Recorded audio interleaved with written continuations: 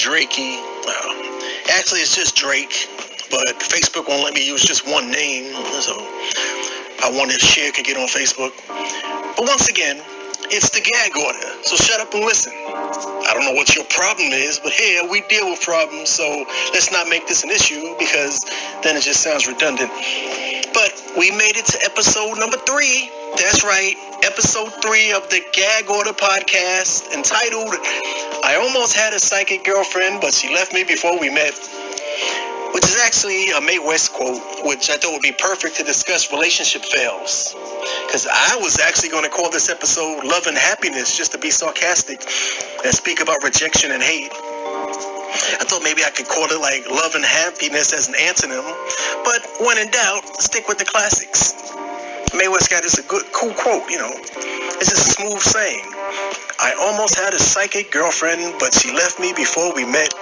I almost believe I wrote it because I can relate to that, It's like a preemptive defensive block before rejection can strike. Like self-preservation mechanism to shield your heart from pain and embarrassment, like just in case. Because people are always quick to judge somebody. They always talk about the self-esteem. I hate that. People swear they know everything. Because someone actually said that about me. You believe that? Someone said that I had low self-esteem just because my imaginary girlfriend dumped me. What? That's crazy, because I dumped her when I found out I wasn't the baby's father. Now, does that sound like someone with low self-esteem? Seriously. When your imaginary friends are afraid to admit it, who really has a problem with self-esteem? I'm saying.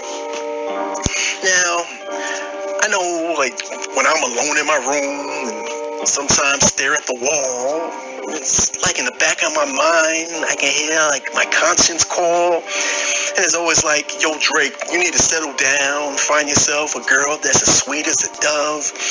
And was right then and there for the first time in my life, I could see I need love. There I was, giggling about all the games that I had played on so many girls. Now, I'm not saying no names, but then the thought occurred as the teardrops made her eyes blur, and I said to myself, look what I've done to her. Wait, oh, that was the LL Cool J song. I always get us confused. Unfortunately, ladies don't. No, because I think I was fine in another life. Because fine women are all I'm attracted to. I want a lady that when I walk down the street, guys see her with me and be like, damn. I don't want guys to cover their eyes and be like, damn, at least she found somebody. And to me, they don't have to be all that fine, I just want them to be a little fine, because I'm just tired of being the best looking one in a relationship.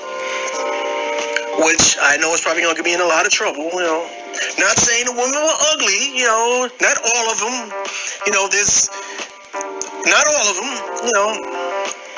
But I've always been the best looking one in a relationship. And, people, ladies say, then why were you with her then? Because she pursued me. Ladies have always made the first move first. Ladies have always kissed me first. And, was feeling good at the moment. And that's next thing you know, you're in a relationship. Even if the girls have been so ugly that I tell them no. And the ugly women take that as a challenge and really force themselves on me. And women are quick to say, yeah, but you took it though. Who wouldn't take it if it's presented? That's why I don't drink around less attractive women, because I'm afraid I might be easy. If Broomhilda's at the bar and offers to buy me a drink, I'm like, nah, I'm good, I'm just having water. And Broomhilda like, oh, well, here's a bottled water. Yeah. Then why is it fizzing up on the top like a 7-Up soda? Because I'm shaking up the bottle.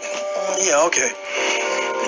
How did Dolomite say it? I don't trust anyone who looks like crime in the face. And Crook got me shook, scared to death, scared to look, But I can see how it's my fault because due to my life's history, I've always relied on women making the first move and making the initial approach.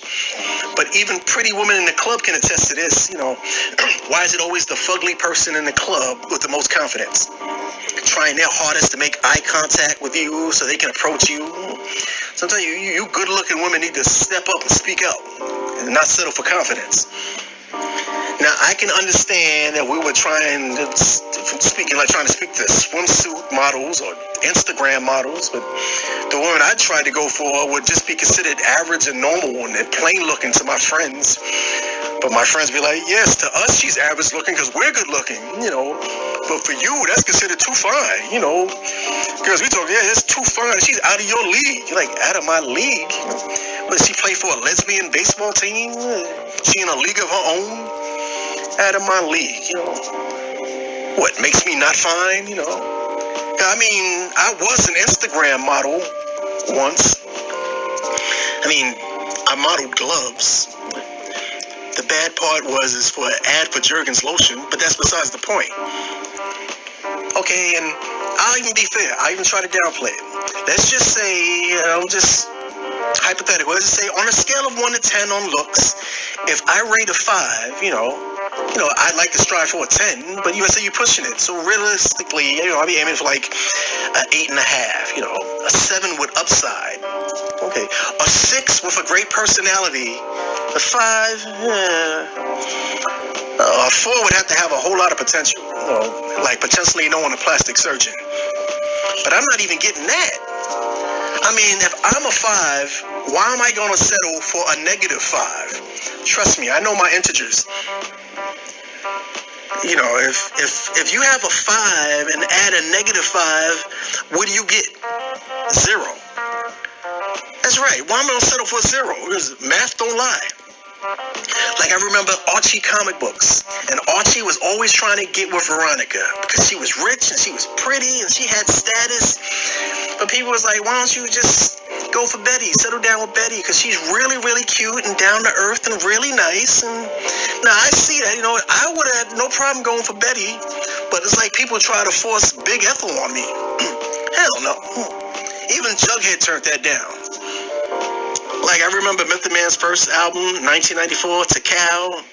My favorite track on that album was a song called I Get My Thing in Action, because the lyrics were smooth and tight. But at the end of the song, he says, if you can't get yourself a 10, the least you can do is smash 5 2s. Yeah, if it's simultaneous, If you smash 5 2s on 5 different days, that doesn't mean it doesn't feel like smashing a 10 once. That's like reminded you had to settle all week long. So people may say, maybe I'm too picky. I don't think so. No. I just want a nice girl, pretty face, long hair, and that starts to stir right there with New York females. Okay, let's just clear this. I say longer hair, I just mean longer than mine. And I have a dark Caesar. That should be easy to beat. But not with my luck, because now you have bald-headed women beef with me trying to plead their case. And you know how women could be sensitive about their hair. Imagine how sensitive they are of their lack thereof. How dare you, Drake? Yeah, I may be bald, but I still have I'm still pretty because I have a pretty shaped head. Yeah, but without hair, it just looks like it's shaped pretty big. So, I'm still pretty, just like Demi Moore and G.I. Jane. Hey, please, no guy thought that. Yes, they did. Guys were even though she shaved off all her hair, she's still pretty. They say she still looks pretty. No, they probably said she looked like a pretty dude. That's awfully masculine. Oh, yeah, Drake? Well, if I cut off all my hair, is that going to be a problem? Yes. Especially in public, because that's going to make us look like potential targets of a hate crime. So you're afraid what people are going to think because I have a bald head? Yes. Oh, yeah? Or what happens if this bald-headed woman punches you in your face in front of all your friends outside? What are they going to think then? They're going to think Drake must have really messed up bad to get internationally bad, to get into beef with the Secret Service of Wakanda, Oh, yeah, well, screw you, Drake, yada, yada, yada. Yeah. Okay, now, I know I sound like I'm being too picky, but I'm not. I can show you picky. Remind me later to tell you about the 750-pound lady online. Good. Here's the problem I have now. I believe that my friends secretly believe I'm ugly. Because you ever had someone try to set you up with someone who was so ugly, you have to question why you're even friends? Hey, yo, Drake, you don't like her? Do you like her? No. What do you think I'm going to like her for? Are my standards lower than yours? And that's when they start dropping hints that they secretly think you ugly, They say, well, you thought you like her because she's your type. Like, my type? Who the hell would say that's my type? First of all, how do you know what my type is? Is she Candace Springs? My type? Is she Esperanza Spalding? My type? Jill Scott? Go online. Is she Amy Jackson? So you talk about YouTube. Hey, was she Jenny Davis? Or Jamie A. Riley? Like, no. So what is this? What you actually think my type is? So apparently, Big Shirley, from what's happening, you think is my type. And for the younger heads who probably don't remember that, think of Police Warden Amanda Waller from Batman. They think that's my type. But that's when they let you know how they really feel about you. Because they, well, we thought you'd make a cute couple because you look alike. Like, what? I do not look that bad. Secondly, why would I want a female that looks like me? I ain't attracted to myself. You think I'm conceited? The last thing I want is a female that looks anything like me. I want a female that looks totally different from me. I do not want a female with a fat face. People say, but you got a fat face. Like, yeah, you think I'm trying to multiply that trend? That's all I need is to have fat-headed kids. And I'm thinking about the lady. Having kids with a fat face, that look like it'd be a painful birth. Lady become bow-legged after the delivery. Unless bow-legged Sue and her sister's gonna form a singing group, I don't want that. People got some nerve, because the girl was like good. She wasn't even a little bit cute. She was just like blah and fat face and no neck. I'm like, yeah, she looks like you without a neck. Like, what? Screw you. Screw you and your mama, Well, you gotta talk about my mama. Yeah, because when you try to set me up with an ugly wildebeest, I'm gonna talk about your mama. See? It's like I always had to be on my guard. I couldn't trust everybody. Because even in the best case scenarios, they don't work out for the best.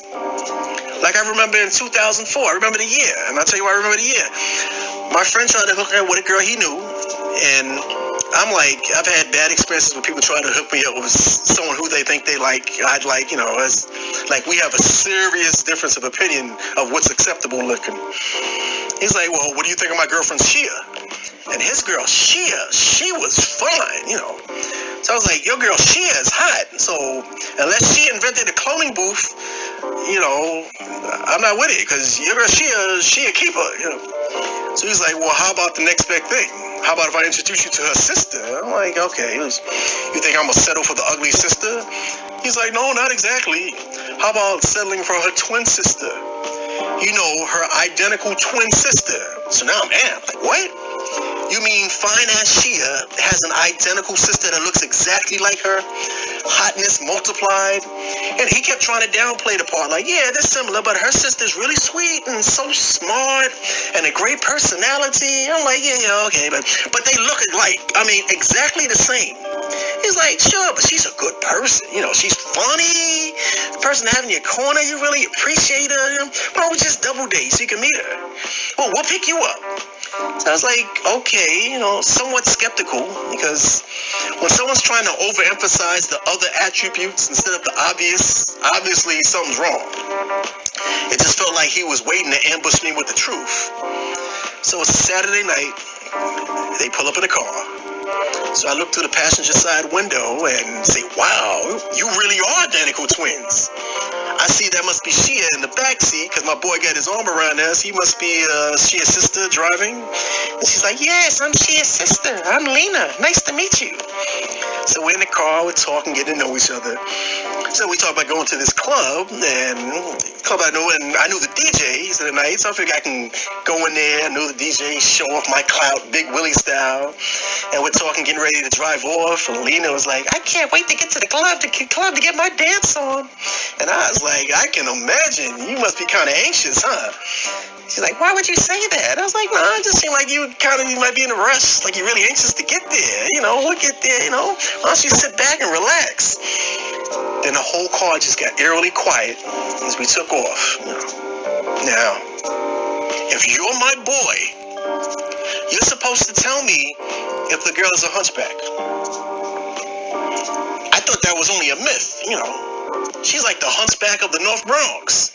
So now it was just like really, really awkward. I'm thinking I just blew my shot, It would have been nice. It would have been my first white girlfriend, thinking she was like European. I'm thinking she might have been Italian because her name ended in a vowel. And I was thinking, wow, to me, it's just like the prettiest name I ever heard, Tufara. Yeah, Lena Tufara. And her and her sister did like everything together, They go to the same places. They finished each other's sentences. They did everything together. But when you saw them together, of course, my girl always stood out. And people would see them in the neighborhood, and they'd always say, Shia Lena Tufara. So we get to the club. And they want to take pictures in the club, which is cool, but they want to do the exact same poses. Like Shia, she wanted to take a picture with her man, but she wanted to take a picture on her side view, like facing her man's shoulders, but turning her head to face the camera with her leg bent upwards. And Lena wanted to do the same thing. And I'm trying to tactfully explain, maybe it's better to do a totally different pose, like actually face the camera with your body, I can see Shia doing it because she's a hottie, and she has a back that goes straight down. It won't garner attention. Lena tried to do it. She just looked like a hot shark wearing a disguise. So we walk onto the dance floor, and Super DJ Silver D sees me. He's DJing, cutting up the records. He sees me, shouts me out like, "Oh yeah, we got my man Drake in the house. Hey, what up, kid?" I raise my hand, acknowledge him, trying to show off in front of my crew. Trying to show I got some industry clout. So then Silver D is like, "Yo, Drake, if you want, you can leave your personal belongings up here. You don't have to carry your stuff with you on the floor." And I'm like, I have no idea what he's talking about. I'm like, "No, I'm good, So then Silver D is like, "Well, your people, if they want, they can leave their belongings in the DJ booth as well." So now my boy and Shia, we're looking at each other like I have no idea what he's talking about. I'm thinking Silver D probably had too much Hennessy and he's seeing things. I'm like, I don't know what you're talking about, but we're good, So then my so-called pal, DJ Silver D, then says, "Hey, yo, Drake, man, the girl that you with right now, if she wants to take off her book bag, she can come and leave it in the booth." Son, I'm mad. I'm like, she's not wearing a damn book bag. So now everyone on the dance floor hears this and starts laughing and pointing, And Silver D must have figured it out because of what he did next. Now, I know Silver D likes to think he's funny. He's not funny, He likes to think he's funny. And I'm pretty sure if you ask him, he'll say it's the hottest song of the year that he had to play it. So Silver D decided to play that special song. You know the one. The Fat Joe song. The Fat Joe and Remy Ma song. Because after that, all I heard was, "Do the rock away and lean back, lean back, lean back." And everyone's on the dance floor is laughing at us and doing the dance and pointing. And she's dancing too, but she's totally oblivious to the situation going on the dance floor, Except when, she's dancing, except when she did it, it was more like, "Do the rock away and straighten up, and straighten up, and straighten up, and straighten up." So afterwards, we went to the bar to get drinks, and everybody is in there. The place is jam-packed. Silver D is DJing, So in order to get to the bar, we kind of got to walk single file. We got to walk with her in front of me. And people kept bumping into us, so we get the drinks. And of course, people want more than one drink. So I'm trying to walk back onto the floor. I'm walking single file, and it just made too much sense, to rest the drinks on her back. But then someone bumped into her, and about 3 of the drinks toppled over on her back, and her back was drenched, and her blouse became transparent. She starts freaking out, like, "Hey, did you put the drinks on my back?" Like, "Did I put the drinks on your back?" Like, "No, I rested them there temporarily for the journey." And she's upset because her shirt becomes somewhat transparent, and because of her spinal alignment, it sort of like she was wearing a double-sided bra. And as much as I tried to explain and apologize, there's just no going back. She's doing good now. She became like a popular OBGYN. And of course, people would say, that could have been you, you could have been the talk of the town. Like, that's what I was afraid of. People see you like, so Drake, what's new? Like, well, I started seeing a gynecologist. Like, what the hell did you do to yourself? I had to go to that whole explanation, But he's doing well, Got married to a guy named Sanford Beck. But here's the thing. She's one of those new wave women that when they get married, they want to keep their own last name. Really, what happened to women getting married and taking on the man's name? She didn't want to be Mrs. Sanford Beck. She wanted to be independent. So she wanted a hyphenated name to be different. She wanted to stand out, yeah. So now she's Miss Lena Tufara Beck. She just want to be seen. I don't think that's going to be a problem. I guess I just been a victim of bad timing. Like, I wish I was born either 10 years earlier or 10 years later. Because growing up, the most beautiful women were all like 10 years older than me. And I see hot women now, which I talk to, they're like 10 years younger than me. It's just not fair. Even when I hear the old folks talking, light-skinned dudes used to be the thing. They scoop up all the ladies, Now dark skin is in, light skin went out of style. And the next year I was born. It was hard growing up light-skinned because I always felt like I was being accused. You would say, hey, yo, Drake, you light-skinned did it. I was like, I didn't do anything. So I was like, what are you talking about? I was like, you don't even know me and accuse me of doing it. Of doing what? That's what I want to know. You see, the one said I did it. No, I didn't. I said you light-skinned did it. That's like, I'm light-skinned, but I ain't do anything, But to be light-skinned, older, and single, that's like the trifecta of nothingness. Because now every woman I see I'm attracted to is actually younger than they look, which only works for women. Because now older women can get away with dating younger men and no one says anything. Now they called cougars and MILFs. Men, they aren't any male cougars. We just turn into old polecats trying to get ladies to look at our poles. It's not as romanticized as it is for women. Like online, I knew this lady from the South named Penny, which was an understatement because that's being 9 cents short because she was a dime, And at the time, she was 38, been through a hard divorce, and started seeing her younger brother's college freshman's best friend, which her brother's friendship became really humble after that. Because now you can't snap on each other anymore because it starts to get real fast, Start talking, yeah, that's why I had your mom. That's why she's making me pancakes the morning afterwards. Ha, ha, ha. Oh, yeah, well, I had your sister. You're right, buddy, in your dreams, And now dreams have come true. So she got this younger guy named Logan.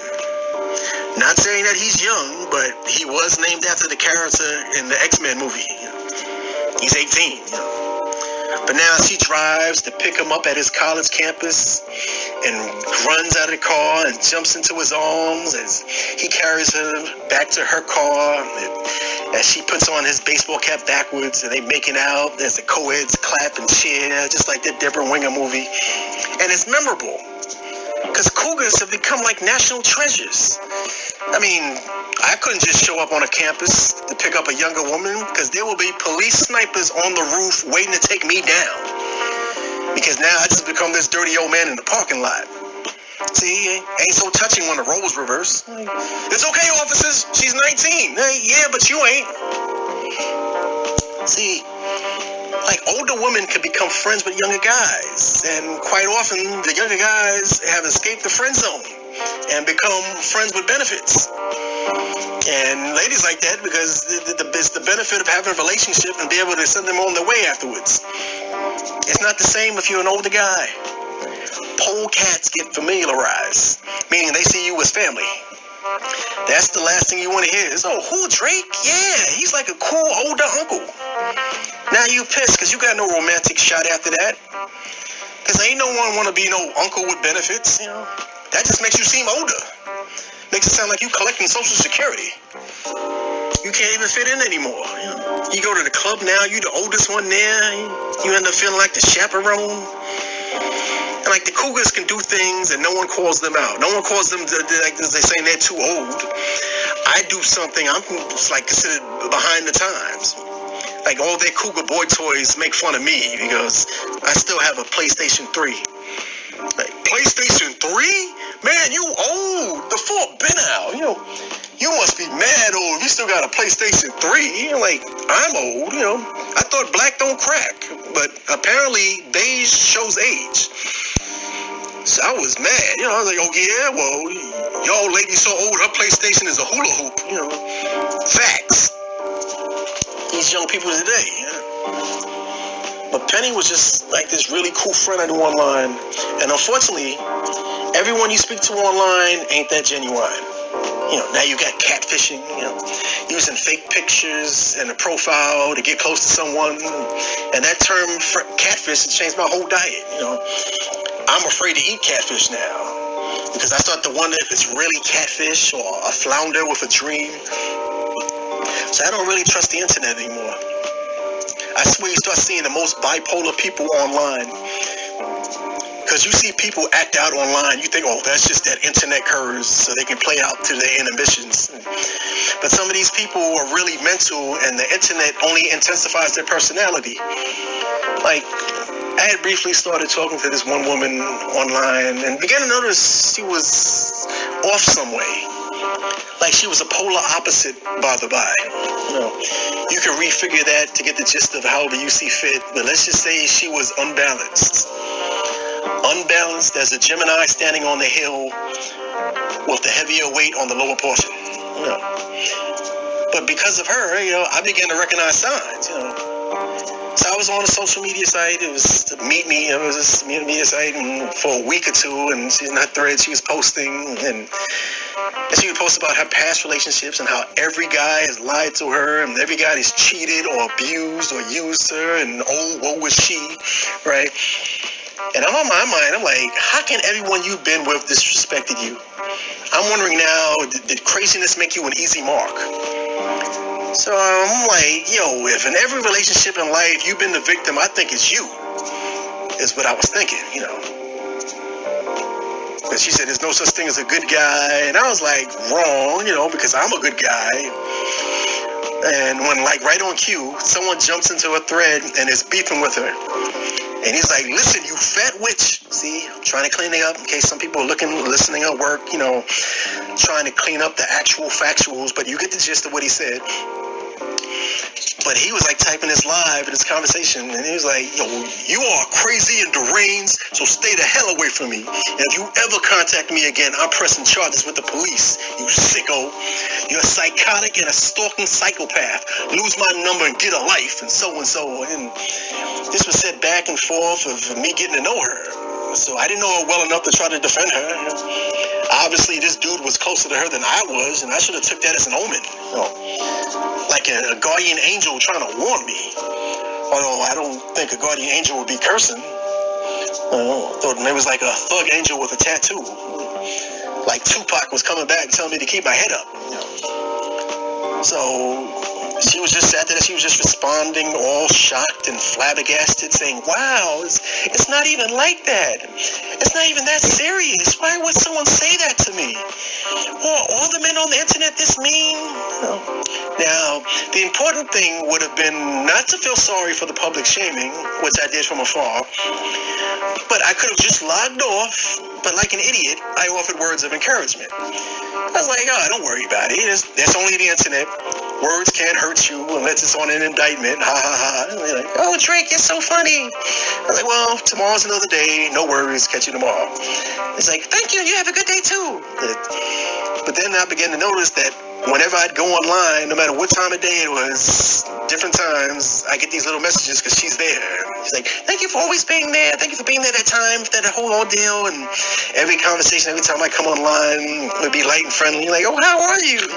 What are you doing today? What are you eating? What's your favorite TV show?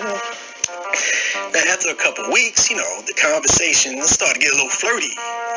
She's like, Drake, I'm only like 45 minutes outside of Manhattan.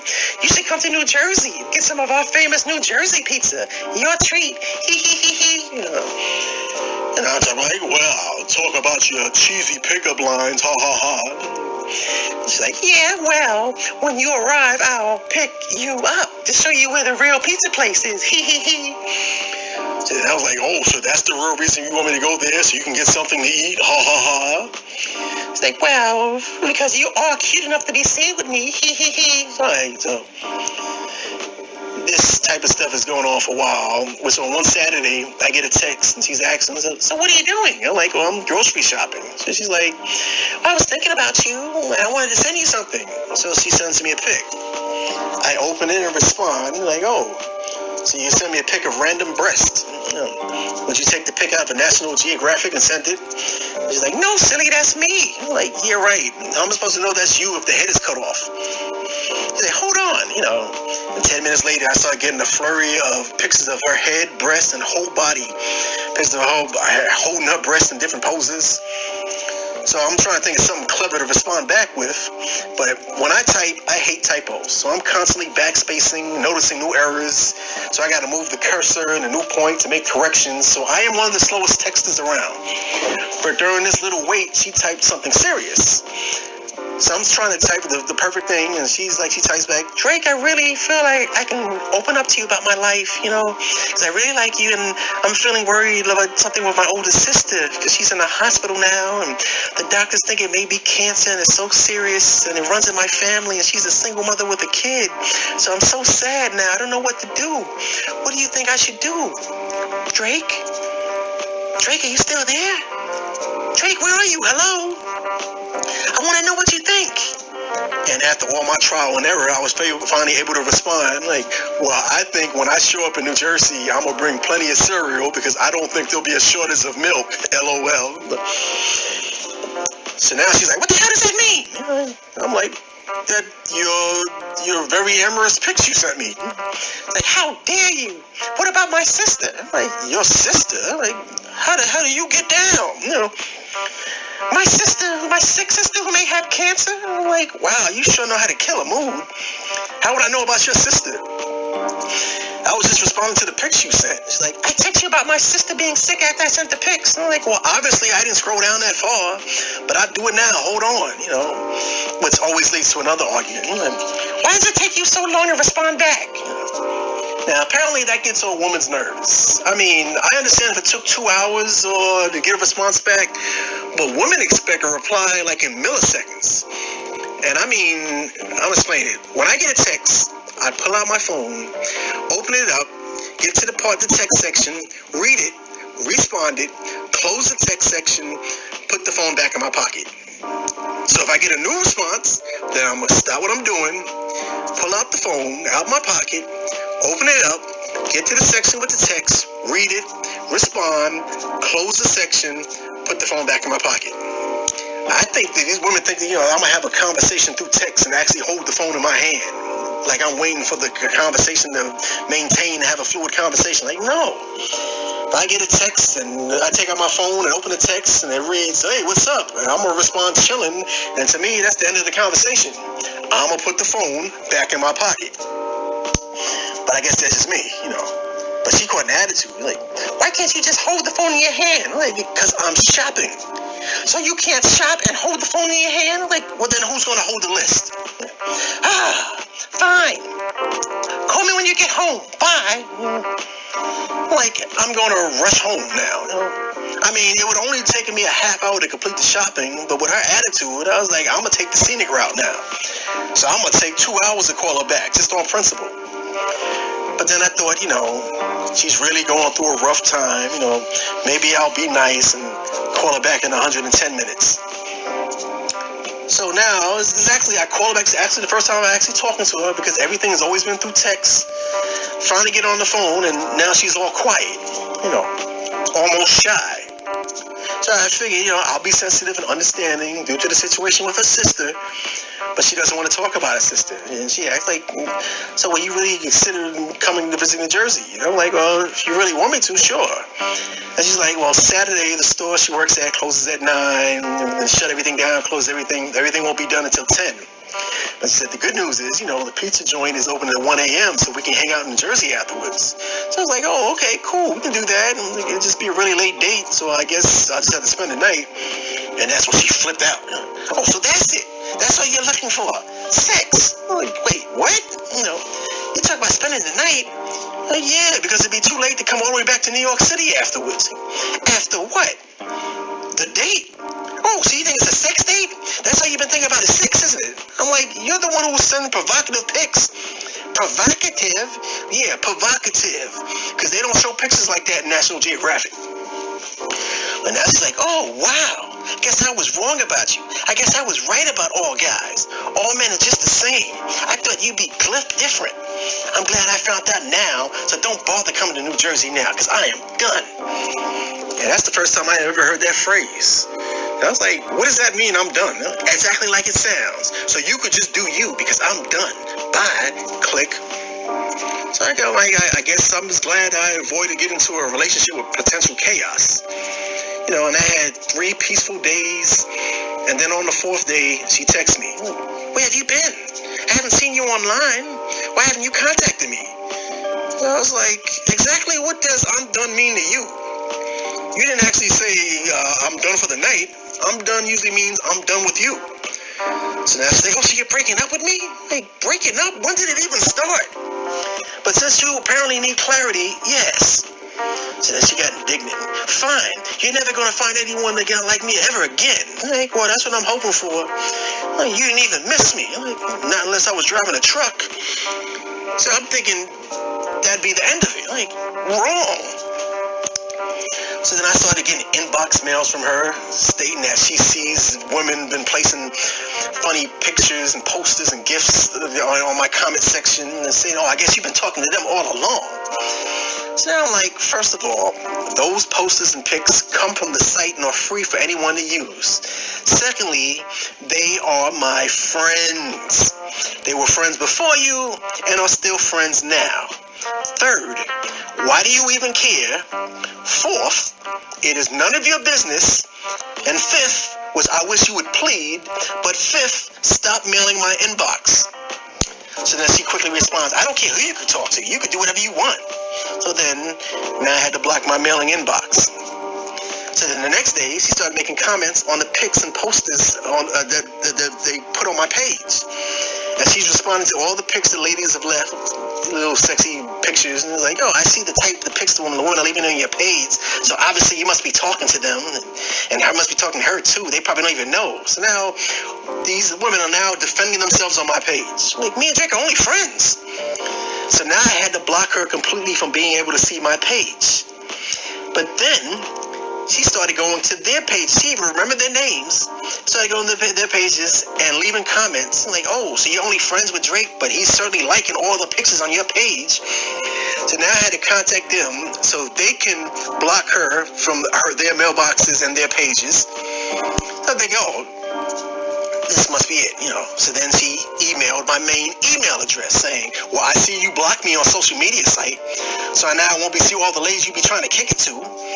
And I'm like, I'm not going to talk to you, and why do you keep worrying about who I'm trying to talk to? You do realize that's in the big guidebook of crazy, which might probably be in the form of a diary.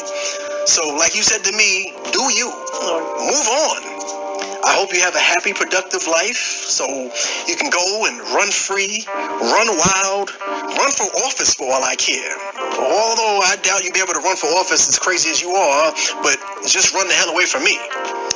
But then she responded back, like, how did you know I have a diary? And I'm like, I knew it, you know. I knew it, and I'm going to say this just to clarify this.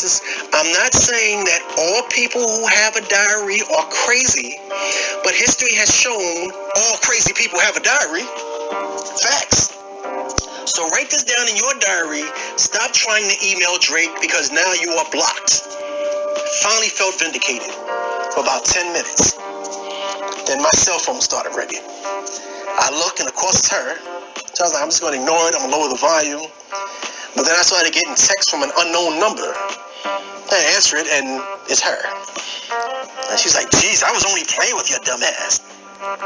No one was trying to get with you, Porky Pig. Which was ironic, because she was bigger than me and white. So I was like, wow, I'm getting called Porky Pig by Miss Piggy. What are the odds? And how are you playing with someone when you send unasked for nude pictures of yourself?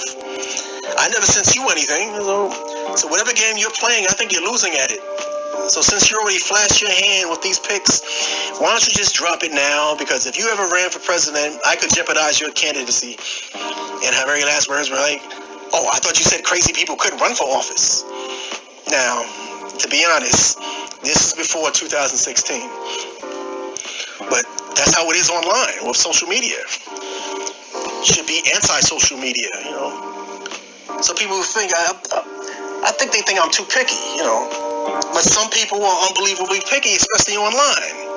Like on the same site, and as I mentioned earlier, in the same feed, there was a 750-pound white lady that stated that she is immobile because of her weight, but she's going to have weight loss surgery to lose the weight, so she'll eventually be able to get out of bed on her own, to be able to stand up, to bathe, and the whole nine. Good for her, right? Not going to do anything like that. But then she goes on explaining, you know, she has a great personality, a good heart, she's smart and funny, a good person just to be around, to have in your corner, and is looking for love, but would settle for at least friendship. So why not just truly become friends with her and go from there? And I know all people listening to this like, oh. But then right after that, she posts in capital letters, please, no black guys. Like, really? Is that really a problem for you? What black men are trying to holler at you? Because I'm pretty sure there ain't no social media in prison. I think white women secretly believe that no matter how big they get, the brothers will still try to holler at them. Like there's no cutoff point. There is, you know. If you can't get up, you cut off. Fat white woman, oh please, I can gain all the weight in the world, and the brothers are still trying to kick it to me, you know. Like if Jabba the Hutt would have been albino, Billy D. Williams, Lando Calrissian character would try to kick it to her. And you see that in the movie, like, hey, yo, junkie trunk, you know. And Boba Fett be like, yo, Lando, you sure that's a female? Like, of course she's a female. Look at all those curves and those fat woman breasts she got. Jabba the Hutt, man, she looked like Shelley Winters with a coke problem. You know, you just hating. Like, anyway, say, yo, Jabba, what's up, ma? How you doing? You know, you kind of thick in all the right places, ma. So, you know, when you say after you get off work, we get some drinks, you know, get some Colt 45, we straight. What do you say? Jabba like, Sri Lanka chupacabra make a bacalao fire. And Lando like, oh, so it's like that? So you think you too good to talk to me? You think you all that? Well, let me tell you something. Don't you ever forget it. Success is nothing without someone you love to share it with. And walks off. And you just hear Jabba the Hutt, Uba Chunga, Trumpa, Maker, Miss Obama. And in the translation you hear, do you know where you're going to? Do you like the things that life is showing you? But it's like some people got the nerve to be overconfident. Black guys always trying to get some of this.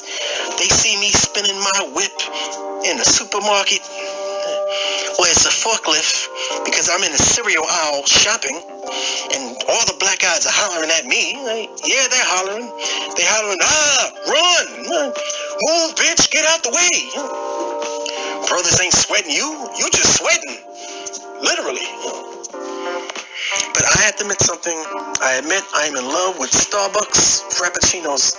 I mean, I just love the Java chip Frappuccino. And two, Starbucks has a very high standard when it comes to hiring in the looks department. You've never seen an ugly woman at Starbucks. No. You have to be fine to work at Starbucks, at least in New York. In New York, it's like female cops and Starbucks employees have to be able to walk the catwalk in an emergency. You've never seen an ugly female cop. I mean, so much so as those years ago when female cops got fired for posing for Playboy. I mean, they were finding up the pose for Playboy. You know, you never seen workers at Dunkin' Donuts posing for Playboy. Not saying they busted, but every worker in Dunkin' Donuts look like they're all related to each other. You know? Like it should be called family-owned donuts. But Starbucks, I mean, they made an international array of cuties on the premises. And to me, it always feels like they're flirting with me, you know. Now, some people may say that's just desperation. It's just so grand. You mistaking kindness for flirtation. Like, no, I'm not.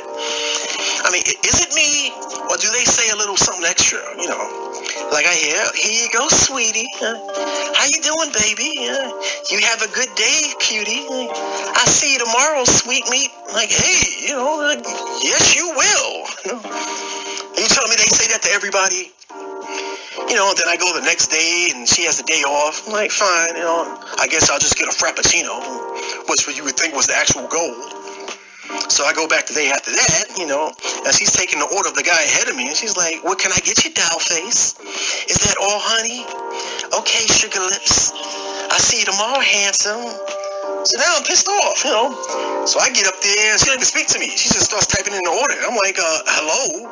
She's like, oh, yeah, okay, Drake, venti java chip frap, you can step down. I'm like, that's it? Like, what? Like, what are you calling me now? Like, Drake, isn't that your name? You can go to the back, your drinks be ready. Like, you know, I have to take the next order. Takes the next order, like, hey, sweet daddy, what can I do for you today? So now I'm noticing, I'm like, oh, really? So it's like that now. But I'm noticing the nosy patrons have been, like, peeping this whole transaction because I hear them commenting under their breath, like, dang, man, look at dude, he's hella thirsty. And I'm like, I am not, you know, I am not thirsty. I'm just extremely parched, which is why I'm here. It really gets interesting when they get the new girl, the new hot girl who starts working there, and the manager will always arrange for their shifts to be together. Like, they always scheduled to close together, so they'd have to leave together. New girl thinks she's getting these graveyard shifts because she's new. It's like, nah, because you're cute, you know. Manager, he has game, you know. He wants to make sure he's the only one you can rely on. As a matter of fact, the manager arranges for you to work hours with no guy that could be a threat who will be working at that time. Make sure he gets first dibs. Doesn't allow any male guy to see you until you're an official couple. They don't even know that you work there to have to use it. It becomes official.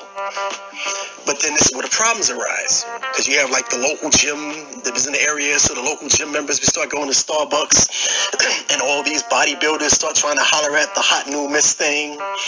And problem is, Mr. Old Thing is getting mad because these are prominent young career-minded businessmen who can go for anyone and have chosen the new girl at Starbucks. So now Mr. Inner Crisis Manager is like hovering around like a helicopter, basically getting in the way of other workers, you know, just so he can spy pretty much, you know. Like, she's on the cash register and he's on the side fiddling around with that sock thingy that's beyond the hot cocoa machine, the froth of the milk. He's not even taking an order. He's just trying to spy productively until someone actually has to use the machine, and he gets a slight attitude and starts to do like stock inventory, but only items that are directly in back of her. He's making sure he's within earshot, almost like he's OJ selling coffee. So then the bodybuilder's like, we should hang out sometime, you need some time off. And he hands him his business card as he goes to retrieve his drink. Now, all of a sudden, the manager has to have an urgent meeting with her in private. And it's crowded, there's nowhere to go, so they just standing in the back, by the stock. And it's like they're having a hushed, low-voiced argument in secret, trying not to show emotion on their face, like they're wearing a mud pack, but you can hear that it's really getting fierce.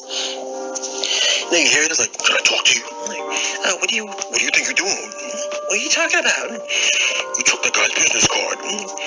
So you didn't tell me you were seeing someone? Because he didn't ask. It's none of his business. So you gonna keep his card? I don't know. I didn't even think about it. So it's like that now. So you were checking him out? No, I wasn't. Then why were you looking at him? I was not looking at him. Then why were your eyes open? Like, oh my God, really? How am I supposed to conduct business? How am I supposed to make sales if my eyes are closed? Like, because we both saw Star Wars The Last Jedi, right? The next guy you wait on, you use the Force.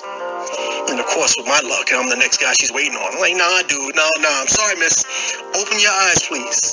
Because everyone knows I'm very particular on how I like my drink made, and the last thing I want is a Forced Frappuccino. But these Starbucks starlets, this is funny, Because then I remember my favorite quote about Starbucks from the lovely Lauren Lido, which is, Starbucks and their ilk are for meeting people you don't care to meet and finishing term papers, which I guess doesn't include workers or screenplays. But I like to have a shot at those starlets, Get everyone, because usually people try to figure out the perfect woman for me. It's always like, and they never want to start off with looks, and that's the main thing I start with. They always want to go for this gangster type for me. I want a female that's delicate, demure, that actually speaks like a woman. But people think because I'm laid back and relaxed, I need the opposite. I don't want a woman that talks manlier than me. That'd be embarrassing to have a romantic conversation with someone that sounds like that. And I'm afraid that people hear that with an earshot. Like, the two guys talking, and they show up, and next thing you see, they see the bald-headed woman. Like, apparently Drake made up of Wakanda. Like, I want a female that sounds female in vocal tone, speech, delivery, laugh, feminine. People always say, Drake, you're too nice. You need a girl that's going to keep it real. Or a girl that's going to have your back if it goes down. What the hell are you expecting to go down? I actually discovered that females that have your back when it starts to go down are usually the cause of it going down. And growing up in New York, that gets terrifying. Because they be instigating stuff. New York women, that happen like, oh yeah? You ain't so tough. My man Drake ain't afraid of you. You think you striking fair? Just because you're Iron Mike Tyson? My man Drake would knock you the hell out. And Mike Tyson started looking at me. Oh, really? And he started giggling. So now I'm trying to save face in front of the two people. I'm like, hey, yo, Mike, this is my lady. Like, no, boo, I got this. Don't no one disrespect her in front of me. I don't play that. As a matter of fact, why don't we take this outside so no innocent people out here get hurt? And Mike Tyson was gangster. He don't play that. He went outside quickly. He outside waiting on me. And I get out there and I'm like, yo, Michael, yo. Hey, yo, I'm sorry, that lady is tripping, man. How dare she disrespect you? I don't play that. You need to set her straight. If you don't set her straight, how is she gonna know? Because I ain't mad at you. I know you from Brooklyn. I know Brooklyn. Brownsville is Brownsville, never ran, never will. And for anyone not from there, it's like Brownsville, keep running till you get the hell out of Brooklyn. Shoot. Trust me, man, she's wrong, Mike. You were totally right. You were the right, man. I'm a Mike Tyson fan. So when you go back inside, you step to her and you let her know. But before you go in, let me get this selfie. Thanks, man. I'm so disgusted with her and her attitude and her behavior, man. I'm not even gonna go back inside. You a good dude, Mike. 20 minutes later, there must have been like this huge melee inside of the club because everyone is running out in fear and screaming and scattering. And my lady comes out, she's disheveled and she's bruised up and she's looking all around, but I'm across the street, but she doesn't see me because I'm sitting in her car. So I actually reach over and to the driver's side and start beeping the horn and waving so she can see me. So I see her look at me and scowl towards me and stomp across the street. I'm like, why didn't you come back inside? And how come you didn't answer your phone? But of course, man, I planned it out well. Like, my phone died. You see me charging my phone right now. I started charging it just in case I had to call my people to bring that noise. Why? What happened? I'm trying to play it all like, what? No, that happened? Really? Ooh, yo, he's lucky he ain't here right now. And he's like, yeah, okay, well, I know he's at like, too bad we got to take you to the hospital for medical attention, but, ooh, baby, we got to start going to a new club. Yeah, New York woman for you.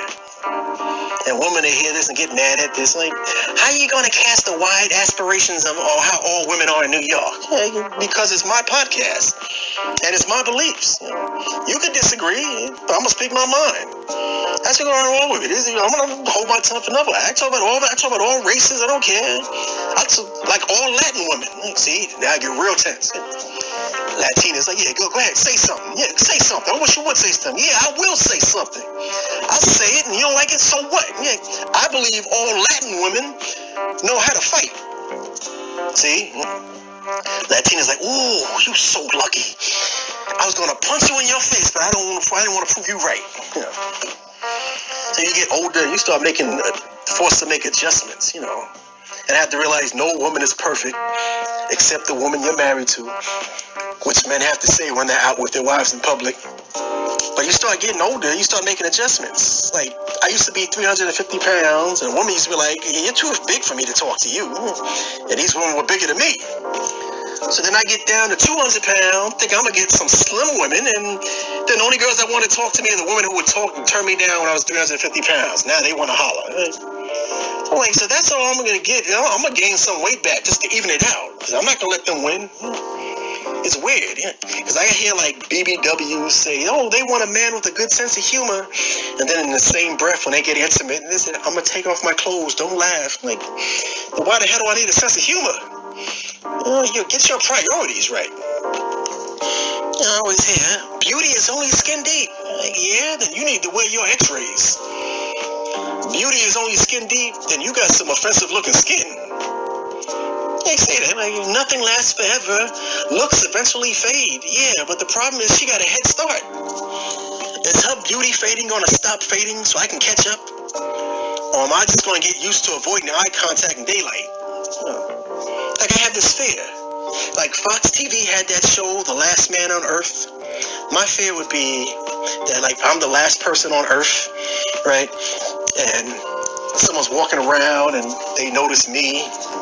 And then they notice her, and they look at her, and they look at me, and they're like, damn, she won. You know. This is how it is. Like, she be resting peacefully, and I'm like frowning through rigor mortis. That's just how it is. But we're at the 56-minute mark, and this is the second time I'm doing this. Apparently, I said the last time, Anchor doesn't let you go over an hour. So I'm going to continue this with part 2. But this is part 1. Hope you enjoy this. I'm going to come right back with part 2, part 3, or part 2 of part 3 of I almost had a psychic girlfriend, but she left me before we met. So until then, what's it be, what, another minute? I'll be back.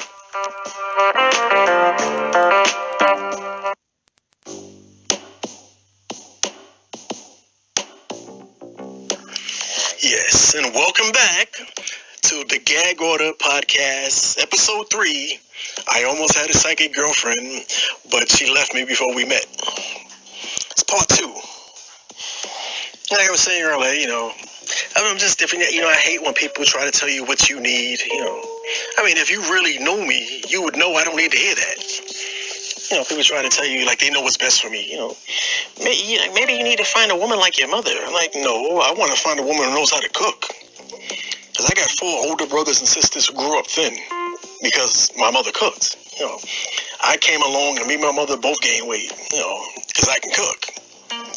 See, when my brothers and sisters were growing up, people were getting sick and dying from, like, salmonella and uncooked foods.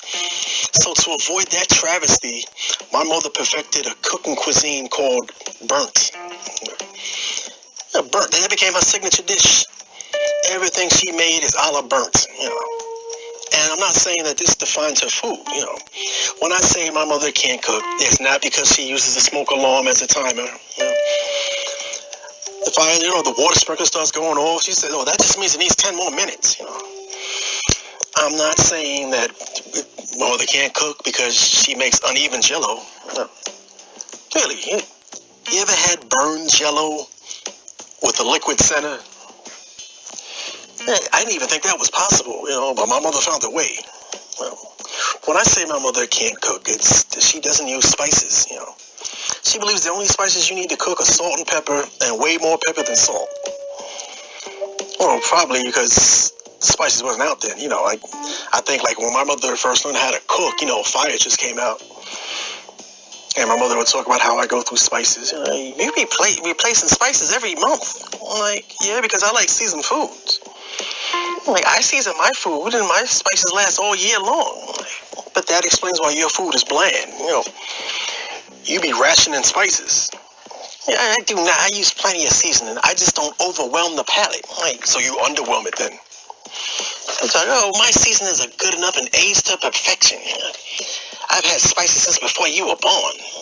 Like, so that's what that stuff is, you know. I thought that was an old science experiment, you know.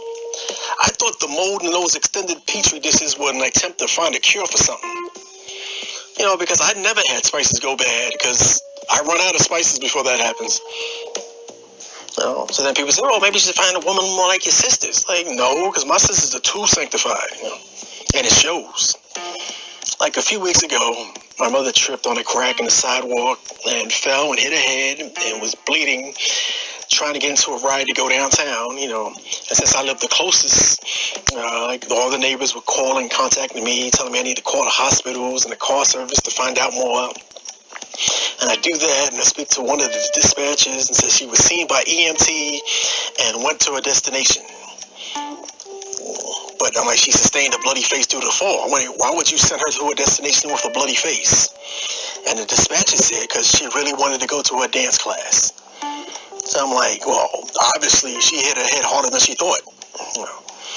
Dealing with that accessoride is going to turn to an accessor lawsuit now. So I'm calling her cell phone, getting no answer. The car dispatcher was trying to call and was able to get the contact because she just went to this building, but the reception is really bad and he keeps losing the call. So I keep trying. I can't get through. I'm calling. So I call my sister Kim, who was in the court building, and they go straight to her voicemail. And my sister calls you back later and said, yeah, she spoke to him and had a conversation. Like her calls just went straight through. And I'm like, all these other people and me, a bunch of people trying to get through. How are you able to get through? And my sister's like, because God is good. Like, yeah, I know that, but I still couldn't get through. So not only is my sister sanctified, but her cellular service must be sanctified as well. Because usually when I'm talking to my mother on the cell phone, I sound like the guy from Sprint. Like, can you hear me now? Okay, how about now? Can you hear me now? Can you hear me at all? But apparently my sister uses Jesus TNT, because my sister does everything in Jesus' name. Everything you do, my sister does it in the name of Jesus. But my sister has an iPhone. So it almost broke my heart to have to tell her, Kim, I don't think Jesus' cell phone would have been an Apple. I mean, they kind of talk about it in the Bible, towards the beginning.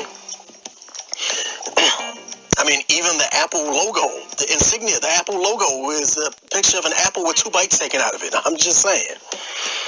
But then my sister can quote the Bible too well, so I can't go there, My sister's like, well, if you just open up the Bible here and you read right there, that clearly means that Android is the devil. And if this, like, okay, never mind, Now, growing up in a neighborhood, there was always that guy that always got all the girls in the neighborhood. And in my life, that guy was Bert the Flirt. And Bert the Flirt had the reputation with the ladies that they all wanted to get with him just to see if it was true. They wanted to be able to say they got with him just to say that they did it. So Bert the Flirt smashed a lot of birds, And he'd come to the block and talk about his adventures. And it'd be like the whole neighborhood would gather around to relive the story of his exploits. They'd all hang around just to hear him spit game to the ladies, because it was like pure magic, He speaks so smooth and low voice. Sometimes you can mishear what he's saying. But the block, they be witnessing this masterpiece. He be saying things, they call me Big Bert, right? And I was like, do you know why they call me Big Bert? And then I was like, what? Because of your nose, But then I realized I did mishear him because he was actually saying Big Bert, not Big Bird, I thought he was saying that you mentioned, because his nose kind of resembles a baby's foot. But the guys in the crew, they be almost dancing around him. They be talking, they be dancing, like chanting around him. They be walking in a circle. They be like doo-doo up, kicking the girls doo-doo up, like he was David Griffin of the Temptations. But even some of his boys' girlfriends became parties to some of his exploits. And his boys be like, nah, Bert the Flirt been my man since so long, we in a crew together, we in the same crew, we boys for years. He wouldn't sleep with my girl. And I just keep seeing that old scene from Tom and Jerry where Tom says, don't you believe it? Because oddly enough, Bert the Flirt became the barometer of his acceptance, You count on that, because if he comments that your girl looks good and he wouldn't mind getting some of her, you felt proud. You felt honored, weird,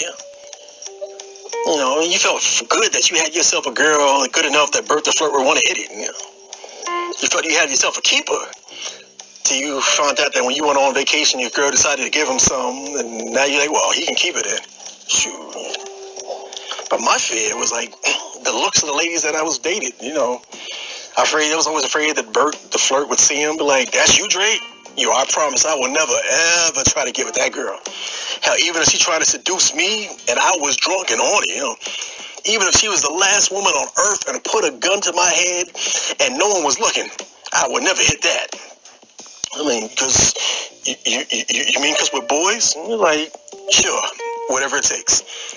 See, it's like we both knew she was ugly, but I'm the one who had to be with her. Like, you ever get that uneasy, queasy feeling when someone unattractive is looking at you hard, trying to make eye contact with you, and you see it and start squinting like it got really bright all of a sudden? And to date someone like that, that's just like my eyes would close most of the time just to avoid eye contact. Like, as soon as she walks into your house, I close my eyes, which usually leads to a hostile discussion, Why every time I walk in your room, you got to close the eyes? Like, because, I always close my eyes if I'm going to end up kissing someone. Like, well, don't worry about that, because I'm not in the mood to kiss anybody. Like, oh, okay. So why are your eyes still closed? Like, you're still here? So what are you trying to say, that I'm ugly? Let me know now. Shoot. Tell me, because I want the truth. And in your mind, you're like, you can't handle the truth. Because women be lying, Women say they want the truth, because they want their truth. They want a lie that's complimentary to them, Because all women will force you to lie. Every woman forces you to lie to them, So just be honest. You think my homegirl is cute? I mean, I know she's cute. I don't hang out with no ugly broads, But do you think she's prettier than me? Okay, everyone does say she's pretty, but it's not like you would rather be in a relationship with her than me, right? Just be honest, Just be honest. The truth will set you free. I hate that saying. Be honest, and the truth will set you free, and you end up telling her the truth, and then you become single. The truth has set him free, but now he has beef with her family, truthfully speaking. But I got to find a way to diffuse this argument. But women are defiant, Like, just be honest. So be honest. So you think I'm ugly, don't you? Stop sighing when I ask you a question. You think I'm ugly? Then why haven't I met your family yet? You tell me the truth right now. You can't handle the truth. I'm not playing with you, boy. You better tell me the truth right now. Tell me the truth. Why haven't I met your family? Because my family has jokes. Oh. So because of my looks, you afraid your family's going to make fun of me? Like, they going to make fun of me. That's the problem. You only think about yourself. You're just selfish. That's what it is. But with Bert the Flirt, Bert the Flirt was a legend, He always had game, The self-proposed ladies' man, that was the ladies' plan. He had all those sayings, They call me Mr. Hillshire because I'm internationally known. You know what that's known as in Italy? Vienna Franks. You sure you want to be called that one? But something happened to Mr. International when he went international. Now, as quiet as it's kept in these little third world Latin countries, they have what can only be classified as an island sex hex, which captures American victims because it's what happened to Bert. Because Bert the Flirt got his international flirt on with the crew, brought his whole crew with him, and the gang got a gang of hoes that were willing to prostitute themselves for some money and willing to spend the whole weekend with them, and they made sure they earned their stay, willing to do things on camera for the money, It was like Freaknik Mardi Gras to pay the rent. And Bert was talking about, he made a real connection with a prostitute. Yeah, the way he brags about it, it's like he found his soulmate, So like how they got so much in common. Like what, hoeing, Like he made so much of a connection with her that she gave him part of the prostitution feedback to him. Like she's the one. Like, for real, he's calling her his boo and he's her boo. Like y'all must deserve each other because together y'all boo the fool, Like, oh, Drake, you just funny. You trying to be funny, yeah. But when I retire, I might get a place down there and settle down with her and maybe have another kid. And I'm like, doesn't she already have kids from previous clients? And he gets defensive. He used to talk about he tried to defend her honor. Like, I don't know what you're trying to insinuate. She's not like that, So don't you dare disrespect her character. She only sleep with those guys for money. Okay, yeah, my bad, I guess thought's thought, Stein and sex it's real, I don't know if it's all women down there and all American visitors. Like, I don't know if bus drivers go down there and get a Latin bus driver's license, DJs go down there and start making Spanish mixtapes, but the experience has people willing to change their lives. Like, people willing to leave their wives who work for working girls. Really? That's crazy. It's just weird, because Bert the Flirt was the ladies' man, Like an urban Richard Gere, I guess, trying to impress the pretty woman if I was graded on a curve. But here's the weird part. He came back to the States, and you think it's over with, but not only is he still contacting her, but he's sending her money. Like, the hell would you send a prostitute money overseas, That's some sex hex stuff, Like, you never see a client leave a brothel and ask for their email address, Like, just change something, Started picking fights, like he's always picking fights with his wife for no reason. Wife come home like, Bird, what happened to the cable TV? Like, hey, basic broads deserve basic cable. You go outside, make his international phone call, like, hello, Tabuna. Did you get the Apple TV package I sent you? So the big thing is like, yo, why are you still sending her money?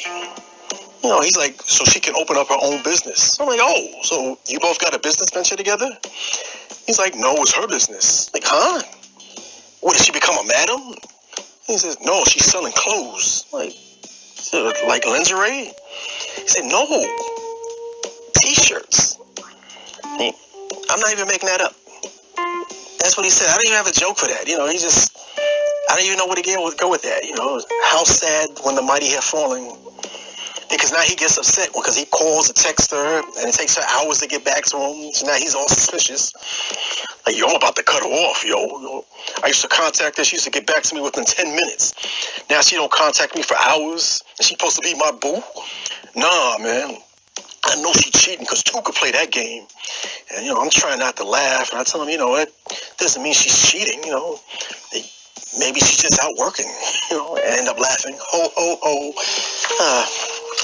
But thank you. I'd like to thank you all the countless people that are out here listening, or the countless legions of people that are listening to the Gag Order Podcast, episode 3. I almost had a psychic girlfriend, but she left me before we met. So I'd like to thank both of you. And, of course, we need to do something to improve that. So tell a friend and have their friends tell a friend, and so on and so on and so on. I promise it's not a chain letter pyramid scheme thing. It's just a chance to make a difference. So why not give it a like, subscribe. Feel free to follow me at Drake Drakey on Facebook and Instagram, Big Drake and Drake the Future of Comedy on YouTube, and of course my music production page on SoundCloud under the names The Scavengers, one word, D is the, and Scavengers with a Z, and the other two pages, The Scavengers 1 and The Scavengers 2 on SoundCloud. I'd like to thank the Anchor app for making these recordings and the experience possible, as this is Drake, and now it says on cue, a word from our sponsor.